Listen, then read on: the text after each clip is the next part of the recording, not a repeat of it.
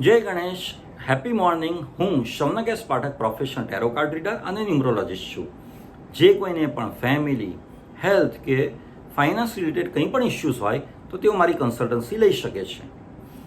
મારા જે વ્યુઅર્સ છે તેઓના માટે મારી પાસે એક ઓફર છે કે જે કોઈ પણ મારો કોઈ પણ એક વિડીયો 10 વ્યક્તિઓને શેર કરશે અને તેનો સ્ક્રીનશોટ મને વોટ્સએપ કરશે તો જે તે વ્યક્તિનો કોઈ પણ એક પ્રશ્ન છે તેનું હું સોલ્યુશન આપીશ.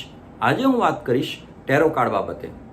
સ્ક્રીન ઉપર આપને જે ટેરો કાર્ડ દેખાઈ રહ્યું છે તે છે બિયોન્ડ ઇલ્યુઝન, એટલે કે તમારી જે માન્યતાઓ છે, તમારી જે જેને કહેવાય ને કે માન્યતાઓનો થર તમારી પર જામી ગયો છે, અથવા તો જે સાચી ખોટી એમ કે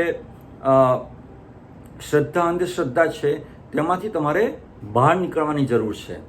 રાઈટ? ઇલ્યુઝન એટલે કે એકચ્યુઅલી જે પરિસ્થિતિ ના હોય તે પરિસ્થિતિ વિશે તમે મનમાં વિચારી લીધું હોય, મનમાં તમે માની લીધું હોય, માન્યતાઓ રાખી હોય, માની લીધું હોય, ધારી લીધું હોય. એટલે કે ઇલ્યુઝન એટલે ખોટી ધારણાઓ, માન્યતાઓ, એટલે કે પ્રોબ્લેમ એકચ્યુઅલી હોય જ નહીં પણ તમે તમારા મગજમાં એ પ્રોબ્લેમ છે એવું માની લીધું હોય, તેને કહેવાય ઇલ્યુઝન.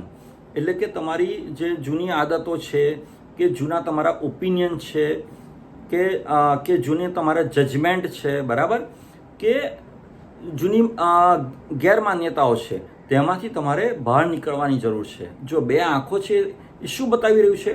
તમારા અંતરાત્માનો અવાજ.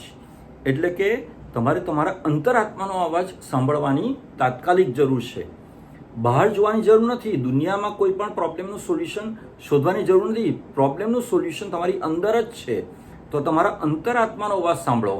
તમે મેડિટેશન કરો, લુક વિથિન, અને તમારાથી પર તમે શોધો કંઈક અથવા વિચારો. હેવ અ સેલ્ફ ઇન્ટ્રોસ્પેક્શન, એટલે કે તમે સ્વનિરીક્ષણ કરો.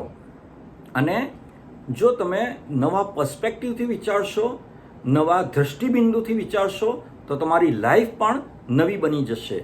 ખુશ રહો, મસ્ત રહો, સ્વસ્થ રહો. Thank you very much.